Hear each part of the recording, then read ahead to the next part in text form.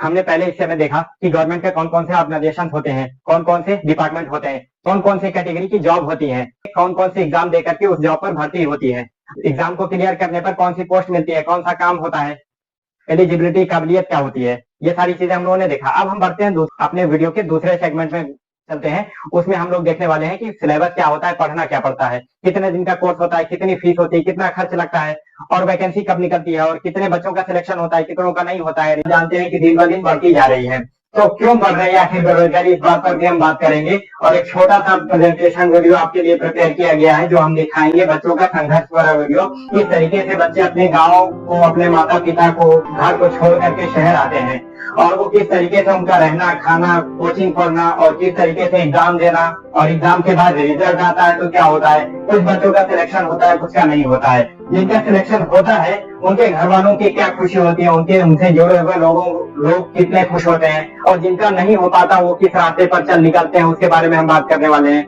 और इसमें कुछ दूसरे वाले हिस्से में हम कुछ प्रॉब्लम्स को आइडेंटिफाई करें, कुछ जो है मसले हम पहचानेंगे, और उनका सोल्यूशन आपको तीसरे हिस्से में मिलने वाला है। अब इसके लिए पढ़ना क्या पड़ता है, सिलेबस क्या होता है, वो हम लोग देख लेते हैं। देखिए, बेसिकली जो होता है हमारा, किसी भी एग्जाम की रिक्वायरमेंट क्या है, भारत का नागरिक हो, ठीक है, यानी कि भारत का नागरिक यानी भारत में रहने वाला हो, भारत में रहता हो।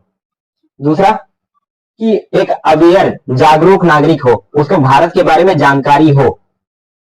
ऐसा ऐसा आदमी चाहिए हमें, ऐसा काम करने वाला हमें चाहिए जो भारत के बारे में जानकारी रखता हो। कैसी जानकारी, भारत की हिस्ट्री जानता हो, अपने देश की हिस्ट्री जानता हो, इतिहास। हर उसमें एग्जाम में यही होता है कि आप भारत के बारे में जानते हैं कि नहीं जानते, यही चेक किया जाता है।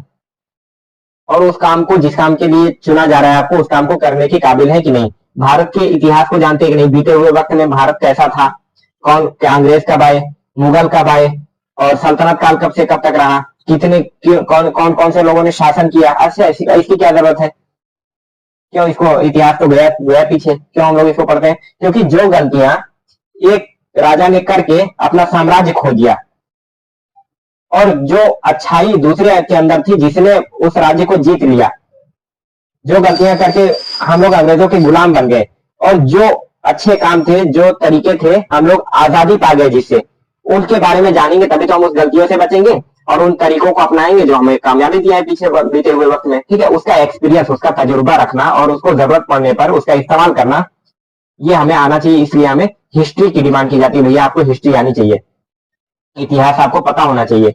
दूसरा आपका ज्योग्राफी। ज्योग्राफी इसलिए जानना जरूरी होता है क्योंकि हमें ये जानना चाहिए कहाँ पर पहाड़ है, कहाँ पर पहाड़ी इलाका है, कहाँ कहाँ पर पहाड़ है, देश में कहाँ कहाँ पर पहाड़ है, ये हमें जानना जरूरी होता है। और कहाँ कहाँ से नदियां बहती हैं, कहाँ कहाँ से नदियां बहती हैं, कौन कौन सी नदियां हैं, ठीक है, कौन कौन सी नदियां हैं, और कहाँ कहाँ से नदियां बहती हैं, ये हमें जानना जरूरी होता है। और कहाँ पर खेती अच्छी होती है, जहां नदी होगी वहां आसपास में खेती भी अच्छी होगी, कहाँ पर खेती अच्छी होती है, कहाँ पर रेगिस्तान है, पानी की कमी कहाँ होती है, और कहाँ पर कौन सी फसल उगाई जा सकती है, कहाँ पर कैसी मिट्टी है ना। हर जगह पर अलग अलग तरह की मिट्टी है, हर जगह अलग अलग तरह की फसल होती है, और कहाँ पर आने जाने का रास्ता किधर से अच्छा है, ठीक है, कहाँ पर रोड है, कौन सा हाईवे किधर से जा रहा है, कौन सी नदी के किनारे कौन कौन से शहर बसे हुए हैं, ये सब हमें भारत के बारे में जानकारी होनी चाहिए। इसको बोलते हैं ज्योग्राफी। पॉलिटी, पॉलिटी क्या होती है, पॉलिटी का मतलब कि संविधान के बारे में आपको पता होना चाहिए। हमारे देश का जो संविधान है कब लागू हुआ, कितने आर्टिकल्स हैं, किस आर्टिकल में क्या बात कही गई है ना, हमारे मौलिक अधिकार क्या है, मौलिक कर्तव्य क्या है, हमें देश के लिए क्या करना है, और हमें देश से क्या मिलना है ना, और सरकार चलाने के लिए सरकार का क्या काम होता है, और इलेक्शन कैसे होता है, प्रेसिडेंट कैसे बनते हैं, राष्ट्रपति कैसे बनते हैं, प्रधानमंत्री कैसे बनते हैं, प्रधान का चुनाव कैसे होता है, और विधायक कैसे बनते हैं, और सांसद कैसे बनते हैं, विधायक कानून कैसे बनाते हैं, कानून बनता कैसे है, संविधान, पार्लियामेंट क्या होती है, राष्ट्रपति का काम क्या होता है ना। तो अपने देश में जो कुछ भी है उसके बारे में जानना हमारी जिम्मेदारी है, तभी तो हम जागरूक नागरिक कहे जाएंगे, जानकार नागरिक कहे जाएंगे अपने देश के। इसलिए पॉलिटी जानना जरूरी है। संविधान और संविधान से जुड़ी हुई जो भी चीजें हैं, इलेक्शन हो गया और जितने भी पद हो गए, उसके बारे में जानना, उनकी काबिलियत, उनके काम को जानना हमारी जिम्मेदारी होती है। इकोनॉमिक्स, मार्केट किसको कहते हैं, मार्केट में कैसे उतार चढ़ाव आता है, उसको कैसे कंट्रोल किया जाता है, और चीजों को अपने यहाँ कौन सी चीज ज्यादा होती है उसको हम विदेश भेज सकते हैं, कौन सी चीज हमारे यहाँ नहीं होती उसको हम बाहर से मंगाते हैं ना, कितना हम भेजते हैं कितना मंगाते हैं, इकोनॉमिक्स ये होती है, ठीक है। और साइंस एंड टेक्नोलॉजी यानी कि विज्ञान जो है धीरे धीरे देश में तरक्की हो रही है, विज्ञान प्रगति कर रहा है, विज्ञान के साइंस के कौन से रूल को, कौन सी टेक्नोलॉजी को इस्तेमाल करके हम अपना कौन सा काम कर सकते हैं, कौन सा काम आसान कर सकते हैं ना, ये जानना साइंस एंड टेक्नोलॉजी इसलिए हमें हमारे लिए जरूरी हो जाता है। इंटरनेशनल रिलेशनशिप ये क्या है, ग्रुप ए के जो सिलेबस है वो मैं बता रहा हूँ, यूपीएससी जो एग्जाम कराती है उसका दो रिटन एग्जाम और एक इंटरव्यू होता है, ठीक है इसमें। अब देखिए इंटरनेशनल रिलेशनशिप यानी अंतरराष्ट्रीय रिश्ते, यानी कि हमारा हमारे देश का पड़ोसी देश से क्या रिश्ता है, कैसा संबंध है, ठीक है। कौन सी चीजें हमारे यहाँ से इनके यहाँ जाती हैं, कौन सी चीजें इनके यहाँ से हमारे यहाँ आती हैं ना, वो सारी चीजें। और बीते हुए वक्त में क्या रिश्ते थे, किसके टाइम में रिश्ते मजबूत थे, कब रिश्ते में खटास क्यों आ गई, लड़ाई क्यों हुई थी इनके हमारे बीच ना, हम इन पर कितना डिपेंडेंट है, ये हमारे ऊपर कितना डिपेंडेंट है, ये सब जानना जरूरी होता है। क्यों? क्योंकि आप जो है किसी भी मिनिस्ट्री में जाकर के बैठने वाले हैं, मिनिस्ट्री में पॉलिसी बनाने वाले, हो सकता है आप फॉरेन मिनिस्ट्री में चले जाएं, ठीक है, विदेश मंत्रालय में चले जाएं तो उसके सेक्रेटरी बन जाए, तो आपको बाहर जाना पड़ेगा, उसके दूसरे देश के साथ समझौता करने के लिए आपको भेजा जाएगा। तो अगर आपको उस देश के साथ रिश्ता अपने देश का पता है, हिस्ट्री पता है कि हमारे देश के साथ उसके बीते हुए दिनों में रिश्ते कैसे थे, अभी कैसा रिश्ता है, तभी तो आप उससे बात कर पाएंगे सही तरीके से।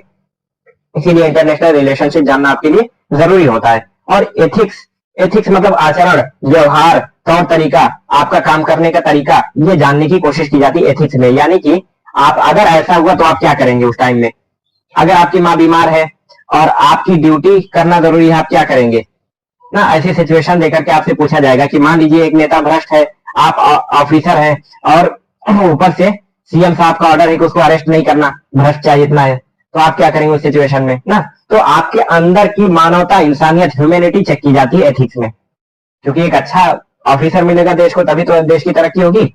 ये होता है आपका जनरल स्टडीज, सामान्य, आमतौर पर जो सबको पता होना चाहिए, स्टडीज, ज्ञान, अध्ययन, इल्म, नॉलेज, जो सबको नॉर्मली पता होनी चाहिए, वैसी ही चीजें पूछी जाती है, इसमें कुछ खास नहीं है, ठीक है। बस हम लोगों ने कभी पढ़ा नहीं, हम लोग कभी जानने की कोशिश नहीं की हमारे देश के बारे में कि हमारे देश की हिस्ट्री कैसी है, इकोनॉमिक्स कैसी है, पॉलिटी कैसी है, ज्योग्राफी कैसी है। बस हम इसी चीज को अगर पहले से सुनते हुए आते, जानते हुए आते, तो हमें स्पेशली इसकी तैयारी करने की कोई जरूरत नहीं थी, ठीक है। क्लास वाइज अगर हम पढ़ते चले आए तो 6, 7 से लेकर के 12 तक की जो एनसीईआरटी होती है, एनसीईआरटी की बुक्स आती है, गवर्नमेंट निकालती है उसको, ठीक है। और गवर्नमेंट निकालती है तो गवर्नमेंट क्या चेक करती है कि भैया हमने जो किताब निकाली उसमें जो मैटर दिया हुआ है आपने उसको पढ़ा कि नहीं पढ़ा, कितना आपको वो चीज पता है, वहीं से सवाल आपको पूछे जाते हैं, ठीक है। गवर्नमेंट ने पैसा खर्च किया, मेहनत किया उस चीज पर, उस चीज को पब्लिश किया, निकाला, तो कम से कम आप पढ़े हैं कि नहीं पढ़े, यही चेक किया जाता है एग्जाम देने के लिए।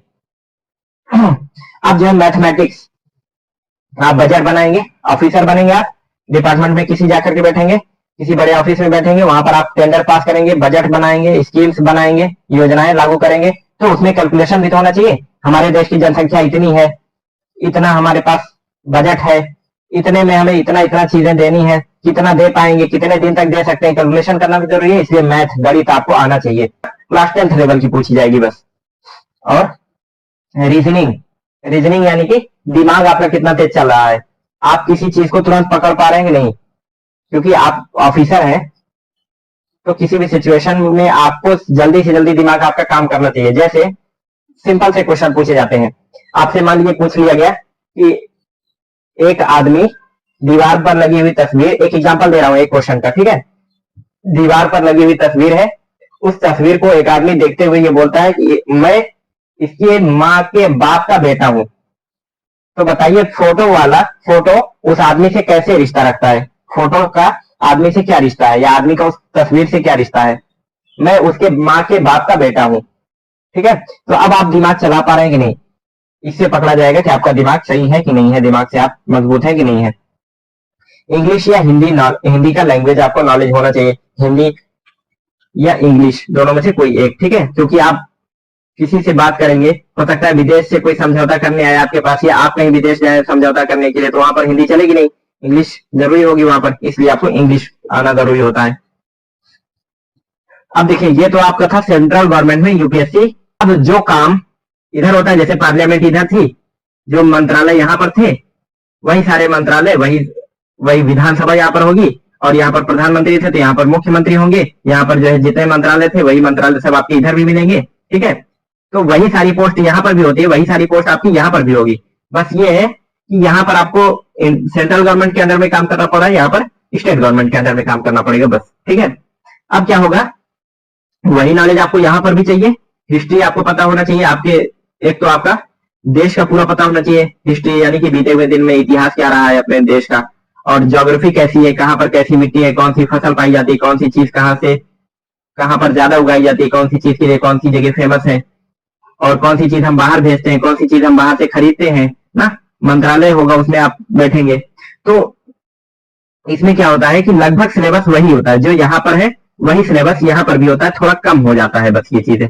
लेवल इसका थोड़ा सा हाई होता है यहाँ पर, और यहाँ पर थोड़ा सा उससे लेवल थोड़ा सा डाउन हो जाता है। इस सिलेबस का पूरे का 90%, 90% चीजें जो है आपको यहाँ पर पढ़नी पड़ती हैं, ठीक है। और स्टेट जीके यानी जिस स्टेट में आप, स्टेट पीएससी ना, पब्लिक सर्विस कमीशन, जिस स्टेट में, जैसे यूपी में पढ़ रहे हैं, यूपी का देना है आपको, तो यूपी जी का जनरल नॉलेज आपको पता होना चाहिए। यूपी कब बना, इसके पहले इसका पुराना नाम क्या था, इसके राष्ट्रीय पशु कौन सा है, इसका राष्ट्रीय चिन्ह क्या है, और इसके राष्ट्रीय पक्षी क्या है ना, सारी चीजें आपको जानना चाहिए। कौन सी मिट्टी किस क्षेत्र में पाई जाती है, कौन सी फसल उगाई जाती है, और हमारे स्टेट का कौन सा शहर किस चीज के लिए फेमस है, किस चीज के लिए जाना जाता है ना, ये सारी चीजें आपको पता होनी चाहिए अपने स्टेट के बारे में, क्योंकि आपको सर्विस वहीं पर देनी है, ठीक है।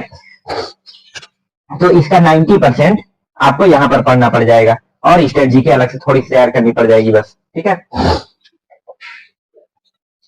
अब हम आते हैं इस तरफ, ठीक है, इस तरफ एसएससी। अब ग्रुप ए हो गया, ग्रुप बी, सी और डी, इसके लिए एसएससी की तैयारी करनी पड़ती है, एसएससी की तैयारी करनी पड़ती है। अब देखिए एसएससी क्या मांगता है, मैथमेटिक्स मांगता है, मैथमेटिक्स, ठीक है, थोड़ा सा लेवल हाई होता है एसएससी में।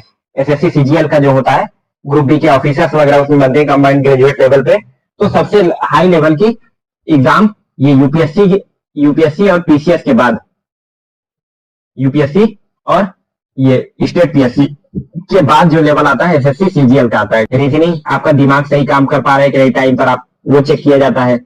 और इंग्लिश आपकी थोड़ा सा लेवल हाई होता है यहाँ पर, मैथ, रीजनिंग, इंग्लिश तीनों की लेवल थोड़ा सा हाई होता है यहाँ पर, ठीक है।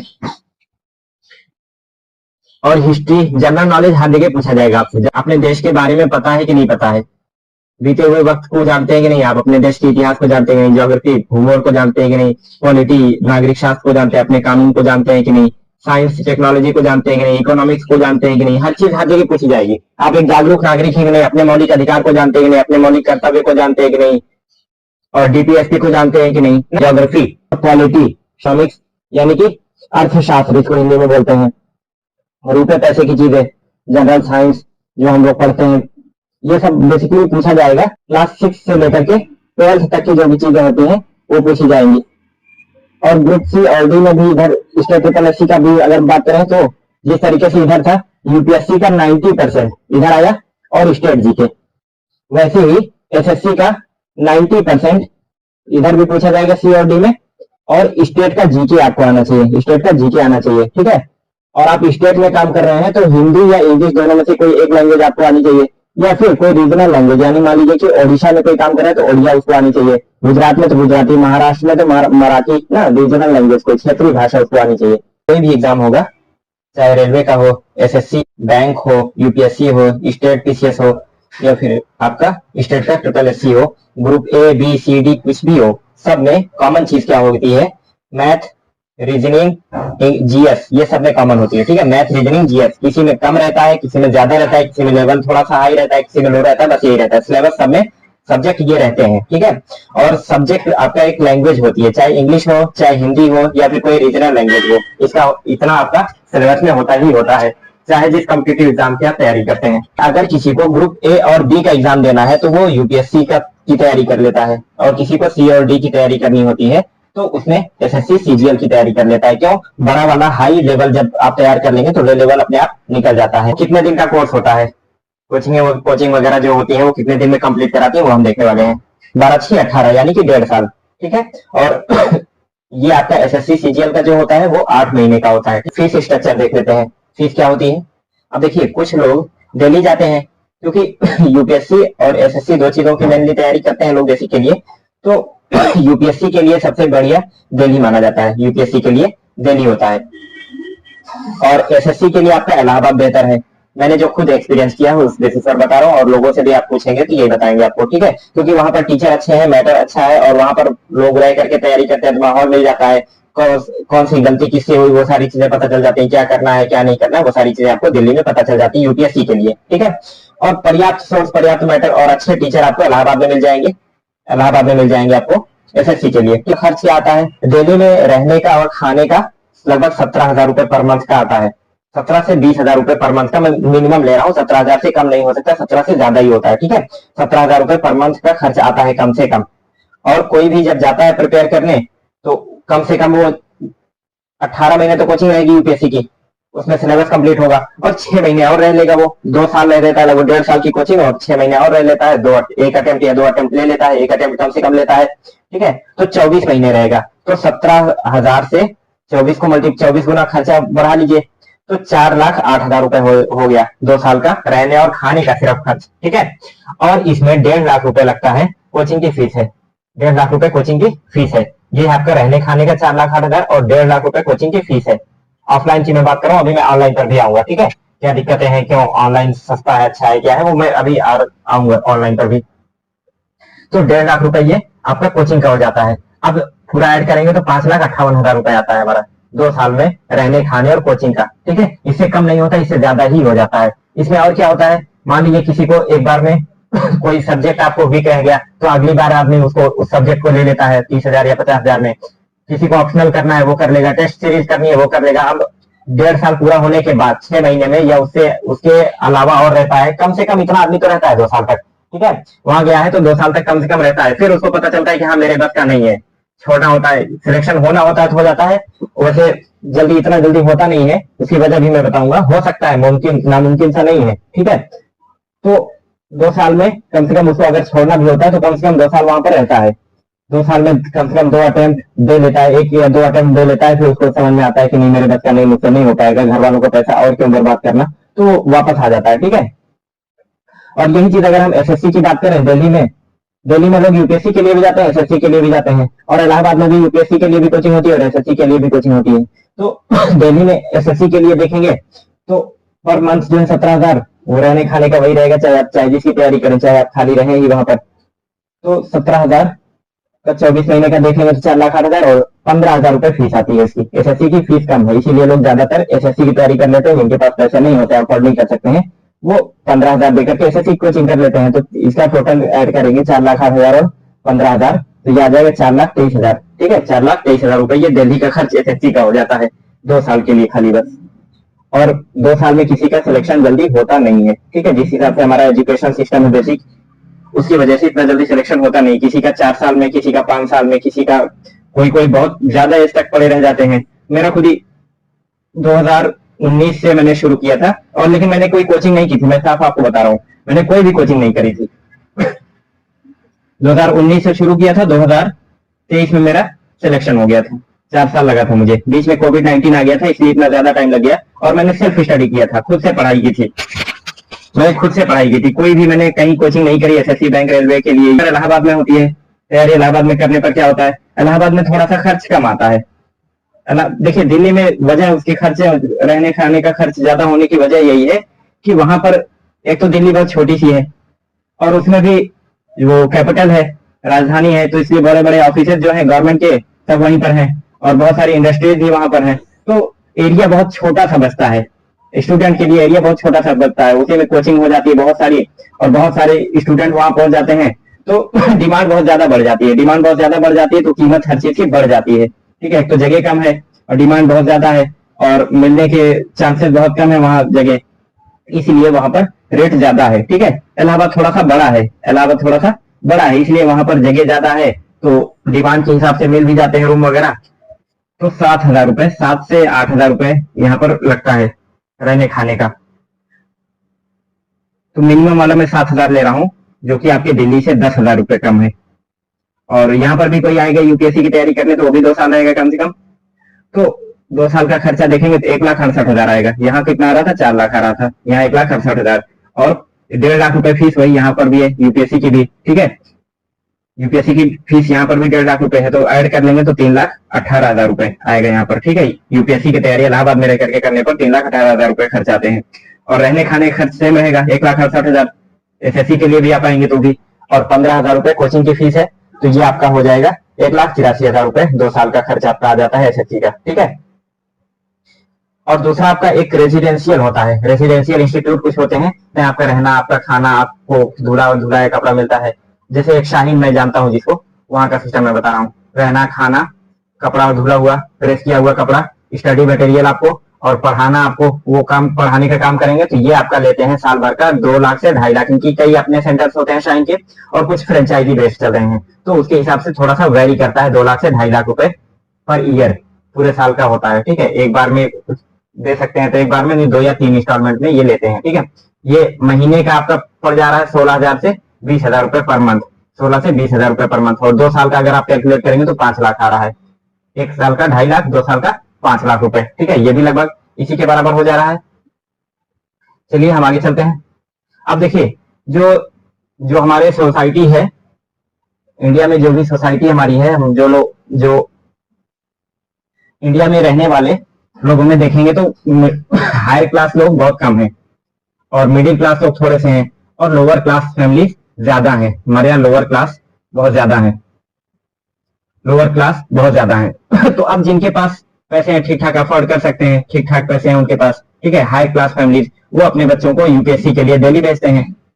और जो है मिडिल क्लास, अपर मिडिल में है, मिडिल के ऊपरी हिस्से में है, वो क्या करते हैं, एसएससी के लिए या तो दिल्ली भेज देंगे अपने बच्चों को, अफोर्ड कर सकते हैं उसको, या तो फिर जो है अपना यूपीएससी के लिए इलाहाबाद भेज देंगे। और जो लोअर मिडिल क्लास फैमिली है, वो इलाहाबाद में एसएससी के लिए भेजते हैं अपने बच्चों को तैयारी करने के लिए। और जो अपर लोअर क्लास है, लोअर क्लास में जो ऊपरी हिस्सा है, ये आपका एसएससी के लिए इलाहाबाद भेज देते हैं। ठीक है, कम खर्चे में हो जाता है। और देखिए, जब यहाँ पर किसी को सक्सेस रेट थोड़ा बहुत होता हुआ दिखता है, तो हर किसी की ख्वाहिश होती है कि मेरा भी बच्चा दिल्ली जाए, दिल्ली में जाकर के तैयारी करे, फलां का बच्चा ऐसा हो गया, उनका बच्चा ऐसा हो गया, उनके लड़के का ये हो गया।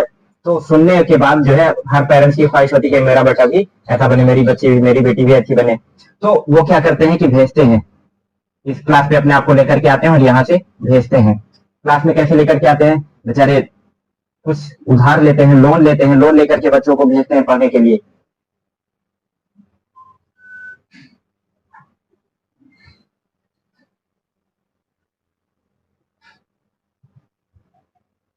चलिए आगे चलते हैं हम लोग, ऑनलाइन वर्सेस ऑफलाइन पे बात करते हैं हम लोग।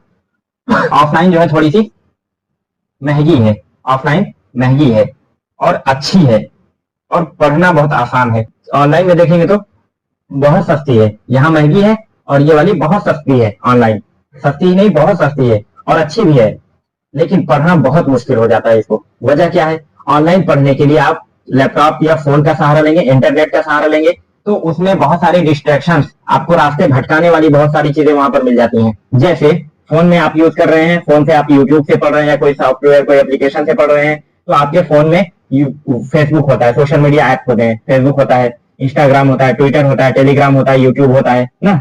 तो इन सब में क्या है कि आप पढ़ रहे हैं, ऊपर से नोटिफिकेशन आ गया फेसबुक का कि फला ने आपके पोस्ट को लाइक किया या फिर इन्होंने आपको फॉलो किया। आप क्या करेंगे, इस पर टक से तुरंत टच कर देंगे, तो ये आपका पहुंच जाएगा, तुरंत फेसबुक पे आप पहुंच जाएंगे। फिर आप फेसबुक पे स्क्रॉल करते रहेंगे, आधे घंटे कब निकल जाएगा आपको पता नहीं चलने वाला। इंस्टाग्राम का भी यही हाल है, कोई नोटिफिकेशन आ गया, आप पहुंच गए वहां पर इंस्टाग्राम पर, आधे घंटे कब निकल गया आपको पता नहीं चलने वाला है। ट्विटर पे भी यही है, टेलीग्राम भी ऐसा ही है। और यूट्यूब तो सबसे खतरनाक अभी बन गया है, सबसे अच्छा भी और सबसे खतरनाक भी है। अच्छा क्यों है, क्योंकि सारे जो टीचर हैं, जो पढ़ाने वाले हैं, वो सब अपना यहाँ पर बेस बनाए हुए हैं, यूट्यूब पर ही पढ़ाते हैं ज्यादातर। ठीक है, और एप्लीकेशन पर भी पढ़ाते हैं, लेकिन यूट्यूब में एक चीज ये है ना कि आप मान लीजिए पढ़ रहे हैं, ठीक है, और नीचे से आपने ऐसे स्क्रॉल किया, यहाँ पर कुछ सजेस्टेड वीडियोस होते हैं, आपको सजेस्टेड वीडियोस और पढ़ाई से ज्यादा चीजें, आपको मजेदार चीजें और मिल जाती है यहाँ पर। तो आपने टच कर दिया, ये चलने लग गया, 10 मिनट निकल गया, फिर उसको देखते टाइम फिर आपने स्क्रॉल किया तो 10 वीडियो फिर आ गया, आपने इसको टच से टच कर दिया, ये चलने लग गया। और इससे भी बड़ी खतरनाक चीज, अब तो एक शॉर्ट्स वाली जो चीजें आ गई हैं, शॉर्ट्स वाली, आपके फोन में ऐसा है शॉर्ट चला, इसको स्क्रॉल कर दिया, दूसरा आ गया, फिर स्क्रॉल किया, तीसरा आ गया, फिर स्क्रॉल किया, चौथा आ गया। तो इतना मजा आता है, इतना इंटरेस्टिंग होती है इसमें कि आदमी सोचता है बस 5 मिनट देखेंगे, और कब 50 मिनट हो जाता है उसको पता नहीं चलता है। फिर याद आता है, अरे यार हम तो पढ़ रहे थे। फिर वो वापस आता है अपनी पढ़ाई पर। फिर पढ़ते पढ़ते मन करता है यार थोड़ा सा उब गया, थोड़ा सा मन फ्रेश कर देते हैं, फिर स्क्रॉल किया, फिर कुछ देखने लग गया, फिर रील्स देखने लग गया। तो आप अगर 30 मिनट्स की क्लास है, आधे घंटे की क्लास आपको पढ़ना है, तो कम से कम आप 2 घंटे तो आप वैसे ही बिता देंगे। आपके फोन में एक फंक्शन होता है डिजिटल वेलबींग। डिजिटल वेलबींग आप करके देखेंगे, सेटिंग के अंदर जाएंगे, एडिशनल सेटिंग में जाएंगे, एडिशनल सेटिंग में जाएंगे तो उसमें आपको मिलेगा डिजिटल वेलबींग। वो क्या करता है, उसमें आपको दिखाएगा कि आपका स्क्रीन टाइम कितना है, कितनी देर आपने फोन चलाया हुआ है आज के दिन। आप खुद से आकर के उसको देखिएगा, और कौन सा सॉफ्टवेयर, कौन सा एप्लीकेशन कितनी देर तक आपने यूज किया हुआ है अपने फोन में, वो सब आपको दिखाएगा। और उसको आप कैलकुलेट कीजिएगा कितना टाइम आपने देखा। जो लोग जॉब करते हैं, प्रॉपर बिजी रहते हैं अपनी ड्यूटी में, उनकी मैं बात कर रहा हूं, तो 2 घंटे कम से कम उनके चले जाते हैं। और जो कुछ नहीं कर रहा है उनके 4 से 4.5 घंटे चले जाते हैं फोन में। जबकि 8 घंटे आदमी ड्यूटी करके, 8 घंटे ड्यूटी करके आदमी 30 गवर्नमेंट जॉब या फिर प्राइवेट जॉब ही कुछ करके तो आदमी कमा लेता है 30 से 50,000 80,000 रुपए कमा लेता है ना। अब यहाँ पर आप 4 घंटे काम करके क्या 15,000 या 25,000 कमा पा रहे हैं? बिल्कुल नहीं पा रहे हैं। ये हम लोग मेहनत कर रहे हैं दूसरे के लिए, इंस्टाग्राम पे के लिए मेहनत कर रहे हैं, टेलीग्राम के लिए मेहनत कर रहे हैं। अभी पिताजी और माताजी मांग ले सामान कि बेटा किचन में ये सामान रखा हुआ लेते आओ, या बेटा ये मार्केट से सामान लेके आओ, हम मना कर देंगे, अरे हम बिजी हैं। जो हमें पैदा किए, पाले पोसे, बड़ा किए, पढ़ाई लिखाई सब कुछ किए, उनके लिए हम मना कर देते हैं उनका काम करने के लिए। और जो जिनकी हमने शक्ल तक नहीं देखी, शक्ल क्या, जिनका हम नाम भी नहीं जानते हैं, जो अमेरिका में, इंग्लैंड में, यूएई में बैठे हुए हैं, उनके लिए हम काम कर रहे हैं, मेहनत कर रहे हैं। समझ लीजिए हमारे टाइम की कीमत उनको मिल रही है, हमें कुछ हासिल नहीं हो रहा है। इसलिए डिस्ट्रैक्शन बहुत ज्यादा होते हैं ऑनलाइन स्टडीज में। इसलिए मैं ज्यादा प्रेफर करता हूं कि ऑफलाइन पढ़ना और पढ़ाना दोनों में ऑफलाइन ज्यादा प्रेफर करता हूं। ठीक है, तो इसलिए सस्ती भी है, ऑनलाइन सस्ती है, अच्छी है, लेकिन पढ़ना बहुत मुश्किल हो जाता है, आपका टाइम बहुत ज्यादा वेस्ट हो जाता है। आपको भटका देते हैं रास्ता, आपको करना कुछ होता है, आप करने कुछ लग जाते हैं। अभी आप इतना ज्यादा आदत लग गई है ना आजकल फोन की, बच्चे खाना नहीं खाते फोन के बगैर।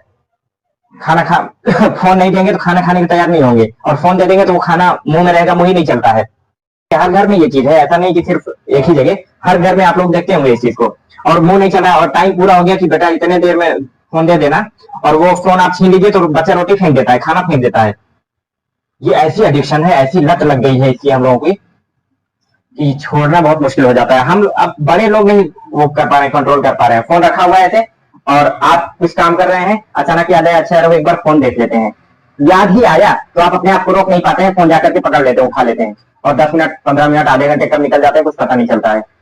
शुरुआत में पिताजी दादा दादी ये लोग डांटते थे, अरे जब देखो तब फोन में लिए बैठा रहता है। अब दादा दादी खुद ही लेके बैठे हैं उसको।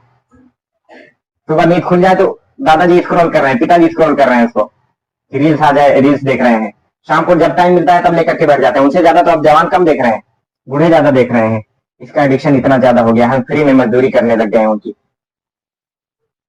जिनको हम जानते नहीं है, जिनको हम पहचानते नहीं, उनके लिए हम फ्री में मजदूरी कर रहे हैं। इसलिए मैं अवॉइड करता हूं। मैं आपको भी यही सजेस्ट करूंगा कि आप ऑफलाइन में आइए, आप ऑफलाइन प्रेफर कीजिए, जहां भी आपको मिल जाए ऑफलाइन। ऑफलाइन आपको जहां कहीं भी मिल जाए आप ऑफलाइन कीजिए, ठीक है। ऑनलाइन फोन से जितना दूर रहिए उतना बेहतर है। जो गवर्नमेंट जॉब कर रहे हैं उनकी बात ठीक है, जो प्राइवेट जॉब कर रहे हैं कमा रहे हैं वो ठीक है, जो नहीं कमा रहे हैं उनका भाई फोन से क्या लेना देना। फोन नहीं है तो क्या आपका कोई बिजनेस ठप हो जा रहा है, रुक जा रहा है, या 15,000 20,000 का नुकसान हो जा रहा है फोन नहीं देख रहे हैं तो। फोन किसी का फोन आ गया रिसीव नहीं करेंगे तो माल रुक जाएगा, हमारा आएगा नहीं भैया, 50 लाख का जो है वो बिजनेस बंद हो जाएगा। क्या जरूरत है भाई फोन की, बिना फोन के भी हम काम चला सकते हैं। छोटा वाला फोन ले लीजिए ना, एक बात ही तो करनी है, छोटा वाला एक फोन ले लीजिए, छोटा वाला फोन ले लीजिए, कीपैड फोन। नेट नहीं रहेगा उसमें, कम से कम आपका सेफ तो रहेगा। इतने फ्रॉड हो रहे हैं आजकल फोन पर, स्मार्टफोन जितना है उतना ही ज्यादा आपका रिस्क हो जाता है। बैंक अकाउंट खाली हो गया, कितनी कंप्लेन जाती है, पुलिस वाले सुनते सुनते थक गया, वो सुनते ही नहीं है। अच्छा ठीक है लिखवा दो कंप्लेन, जाओ। फोन चोरी हो गया, खो गया। जितना महंगा फोन लोगे उतना ज्यादा तकलीफ होगी आपको खोने पर। छोटा फोन सबसे बढ़िया, सबसे सिक्योर। ऐसा बिल्कुल महसूस ही नहीं होता कि हम फोन चला रहे हैं, ऐसा लगता है फोन हमें चला रहा है। और फोन में जब डाटा खत्म हो जाता है तो आप भी ऐसे तड़पता है जैसे बिना बिना पानी के मछली तड़पती है। डाटा खत्म हो जाता है। तो जिस तरीके से बिना पानी के मछली तड़पती है, उसी तरीके से इंसान बिना डाटा के तड़पने लगता है। फोन से दूर रह करके देखिए 2 दिन। और दूसरी चीज देखिए, मेडिकल होता है तो जब मेडिकल होता है, किसी एग्जाम को आप देते हैं, कोई एग्जाम देते हैं, तो उसमें फिर बाद में जाकर के मेडिकल भी होता है, मेडिकल टेस्ट, यानी कि आपकी फिजिकली आपकी बॉडी में आपकी आंख नाक कान सारी चीजें सलामत है, कुछ दिक्कत तो नहीं है, ये सारी चीजें टेस्ट होती हैं। आप देखिए यहाँ पर आप एक तो पढ़ रहे हैं, ऑनलाइन पढ़ रहे हैं, ऑनलाइन पढ़ेंगे तो आपकी विजन गड़बड़ होगी, आंख खराब हो जाएगी, नजर खराब हो जाएगी। अब इसका भी टेस्ट होता है, रेलवे में टेस्ट होता है, एयरफोर्स में, आर्मी में, नेवी में, जितने सिक्योरिटी फोर्सेज हैं, हर जगह आपका टेस्ट होता है, विजन टेस्ट। और उसमें ये भी होता है, इतना क्राइटेरिया 6/9 6/6 आपको पार करना है।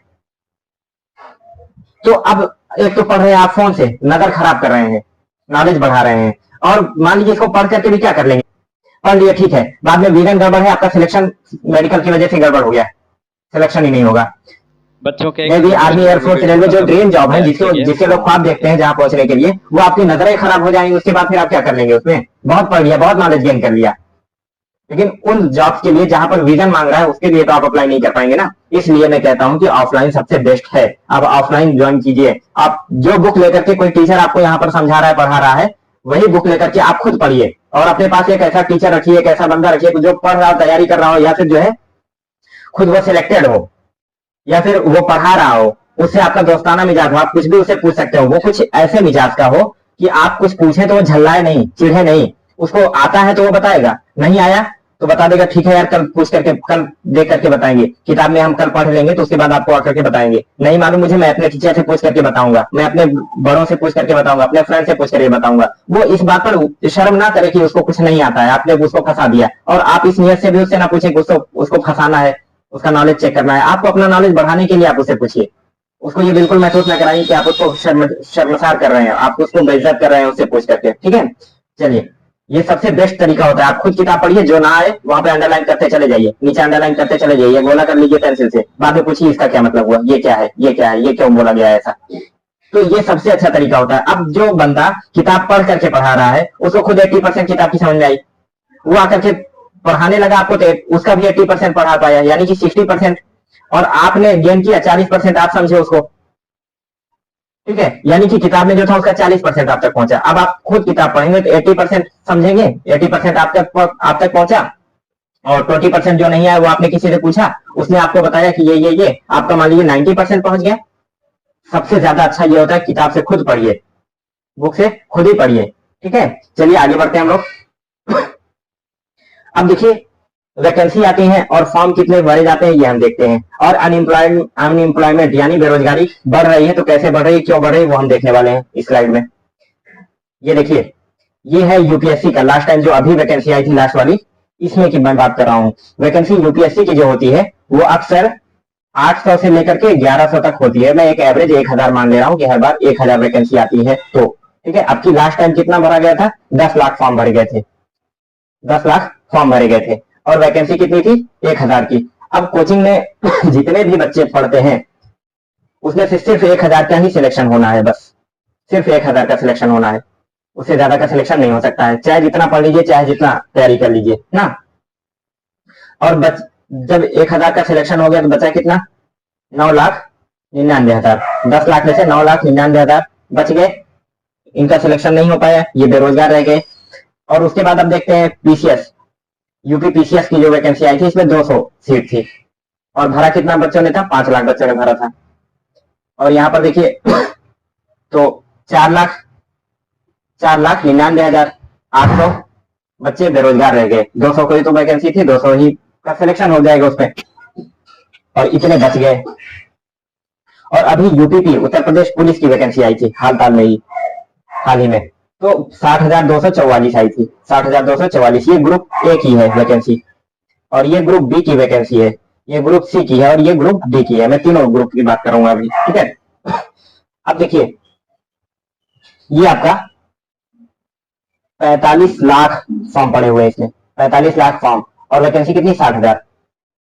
कितने बचे, 44,39,856, 44,39,856। और देखिए, ये ग्रुप डी की वैकेंसी आई थी लास्ट टाइम रेलवे में, तो ये आई थी 1 करोड़ फॉर्म पड़े हुए थे। वैकेंसी कितनी थी? 1 लाख खाली, 1 लाख वैकेंसी थी और 1 करोड़ फॉर्म पड़ गए थे उसमें। तो बेरोजगार कितने बचे? 99 लाख। 99 लाख, 1 लाख कम हो गया, 99 लाख बच गया। ठीक है, तो अब इनको टोटल जोड़ लेंगे तो 1,59,38,656 लोगों को रोजगार नहीं मिला, नौकरी नहीं मिली। अब इसमें एक बात ये भी देखने वाली है कि जो लोग यहां पर फॉर्म भरे वो लोग इसमें भी फॉर्म भरे होंगे, और इसमें वाले लोग इसमें भी फॉर्म भरे होंगे, कुछ इसमें वाले इसमें भरे होंगे, कुछ इसमें वाले इसमें भरे होंगे, कुछ इसमें वाले इसमें भरे होंगे, कुछ इसमें वाले इसमें भी भरे होंगे, क्योंकि वैकेंसी इतना कम है, जो भी मिल जा रही है वही बहुत है। ठीक है, तो मान लेते हैं कि 59 लाख, 59 लाख बहुत बड़ी नंबर होती है, इतना छोटा नहीं होता। ठीक है, 59 लाख, आधा करोड़, इतने बच्चे मान लीजिए कि यहाँ पर भी आए होंगे, इधर भी आए होंगे, इधर भी आए होंगे, इधर भी आए होंगे ना। अब ये बिल्कुल नहीं कहा जा सकता कि सारे के सारे बच्चे हर किसी फॉर्म में भर रहे हैं, क्योंकि 1 करोड़ फॉर्म जब ग्रुप डी में भरे हुए तो 1 करोड़ तो इधर भरा नहीं है, 1 करोड़ तो इधर भरा नहीं है, 1 करोड़ तो इधर भरा नहीं है। यानी कि हर बच्चा हर एग्जाम में फॉर्म भरा है, ये जरूरी नहीं है, लेकिन हम इतना छोड़ देते हैं, मान लेते हैं कि 59 लाख बच्चे दोनों जगह, दो तीन तीन जगह फॉर्म भरे हुए हैं, तब भी तो 1 करोड़ बच्चे बच गए ना। मार्कर चेंज कर लेता हूं मैं, 1 करोड़ बच्चे तब भी तो बच गए ना, 59 लाख में छोड़ देता हूं तभी तो 1 करोड़ बच गए, यानी कि 1 करोड़ लोग अभी इतना में छोड़ देता हूं। ये 59,38,656 लोगों को मैं छोड़ दूं, मान लीजिए कि ये एक बच्चे दो तीन तीन जगह फॉर्म भर दिए, इतने को छोड़ देते हैं, तब भी तो 1 करोड़ बच्चे ऐसे हुए जो आपके बेरोजगार रह गए। हुआ ना। अब देखिए इनके पास, अब ये तो एक तो तैयारी किए हुए हैं, और माँ बाप ने बड़ी उम्मीद लेकर के इनको भेजा था दिल्ली कि जाओ बेटा तैयारी करना, आईएएस बन करके आना। बहुत सारे बच्चे लोन लेकर के गए थे, खेत जमीन बेच करके गए थे, घर गिरवी रख करके जाते हैं ना। तो अब उनके पास ये लगता है कि यार अब क्या करें, अब सिलेक्शन नहीं हुआ, अब हमारे पास आगे खाने पीने का कुछ नहीं है, हम कहाँ से जिएंगे, कहाँ से क्या करेंगे। तो इनके लिए मौत सबसे प्यारी लगने लगती है और ये खुदकुशी कर लेते हैं, सुसाइड कर लेते हैं। और कुछ बच्चे प्राइवेट जॉब पकड़ लेते हैं, ये अच्छी चीज है, ठीक है, प्राइवेट जॉब पकड़ लेते हैं। और कुछ जो है आपका क्रिमिनल बन जाते हैं, अपराधी बन जाते हैं, कुछ क्रिमिनल बन जाते हैं, अपराधी बन जाते हैं। यानी कि जो बच्चा कल तक पुलिस की तैयारी कर रहा था, क्योंकि पुलिस की तैयारी इसलिए कर रहा था, उत्तर प्रदेश पुलिस की तैयारी कर रहा था, यूपी पुलिस की तैयारी कर रहा था कि हम क्रिमिनल को पकड़ेंगे, उनको सजा देंगे, गलत काम को रोकेंगे। आज वो खुद जो है गलत काम के लिए गलत रास्ते पर निकल चुका है, कभी हथियार उठा लेता है, कोई ड्रग पेडलिंग में चला जाता है, दवाओं की तस्करी में चला जाता है, कुछ हथियार बेचने लग जाता है, कुछ जो है उल्टे सीधे किसी न किसी काम में लग जाता है, छिनैती, डकैती, चोरी, इन सब में लग जाते हैं ना। तो जो कभी क्राइम को रोकने वाला था आज वो क्राइम करने वाला बन गया। सोच सकते हैं अनएम्प्लॉयमेंट की कितनी बड़ी वो है प्रॉब्लम देश में अपने। अब देखिए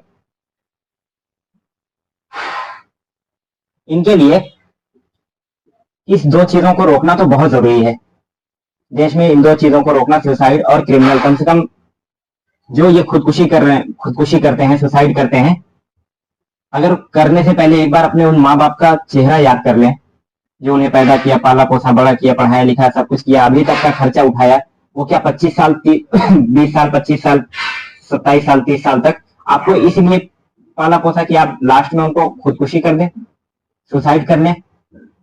जरा उनके बारे में थोड़ा सोचते तो शायद ये नौबत ना आती। भले कुछ नहीं, जिंदगी नहीं खत्म हुई है, कम कमाएंगे, कम खाएंगे, पर बुढ़ापे का सहारा तो बन जाएंगे माता पिता के।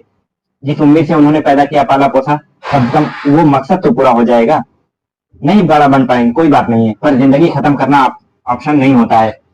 ठीक है, चलिए आगे चलते हैं। अब देखिए प्राइवेट जॉब वाले जब देखते हैं कि 10 एक हमारे पास जॉब है और 10 लोग काम करने के लिए तैयार हैं, तो इसका ये फिर फायदा उठाएंगे। जो कंपनीज है वो क्या करेंगी, भैया जिस काम के लिए 20,000 रुपए देना है, जिस काम के लिए 20,000 रुपए देना है उसके लिए ऑफर करेंगे, भैया 10,000 ही देंगे हम। बताओ कौन करने वाला है। 10,000 देने पर भी 5 लोग तैयार हो जाते हैं, कहेंगे नहीं हम 8,000 ही देंगे, बस 8,000 से ज्यादा नहीं दे पाएंगे, बताओ कौन तैयार है। तो ये इस चीज का कॉर्पोरेट बहुत फायदा उठाते हैं इस चीज का। और इससे क्या होता है, डिस्गाइज्ड एम्प्लॉयमेंट हो जाता है। डिस्गाइज्ड अनएम्प्लॉयमेंट मतलब एक काम को अगर एक आदमी कर सकता है तो उस काम को 4 आदमी करते हुए नजर आते हैं, क्योंकि अनएम्प्लॉयमेंट ही इतना ज्यादा है कि चल भैया कुछ तो खाने पीने का मिल जाएगा। चलिए, ये थी आपकी प्रॉब्लम्स। एक प्रॉब्लम ये है सब, एक प्रॉब्लम आपकी यहां मिली कि फीस बहुत ज्यादा है, हर कोई इस चीज को, ये फीस बहुत ज्यादा है, फीस हर कोई इस चीज को अफोर्ड नहीं कर सकता है, ठीक है। और दूसरी प्रॉब्लम आपकी ये हुई कि वैकेंसी कम है, वैकेंसी कम है, अनएम्प्लॉयमेंट हर साल, ऐसा नहीं कि अगले साल वैकेंसी आएगी फिर भर हो जाएगी, फिर बच्चे भी तो और आएंगे ना, तैयारी करने वाले और आएंगे, तो वैकेंसी कम है। और तीसरी चीज कि ये जो क्रिमिनल बन जा रहे हैं इनको रोकना, तीसरी प्रॉब्लम क्या है कि इस क्राइम को रोकना, क्रिमिनल बनने से रोकना, सुसाइड से रोकना ना, अनएम्प्लॉयमेंट बेरोजगारी को खत्म करना, तीसरी चैलेंज हो गया। और बचे हुए लोगों को कहां एडजस्ट किया जाए, बचे हुए लोग जो हैं प्राइवेट में भी सबको तो जॉब मिल नहीं जाएगी जो बचे हुए रह गए उनका क्या, ठीक है। 3-4 प्रॉब्लम्स हम लोगों ने पहचानी, इसको हम इसका सोल्यूशन देखने वाले हैं। चलिए,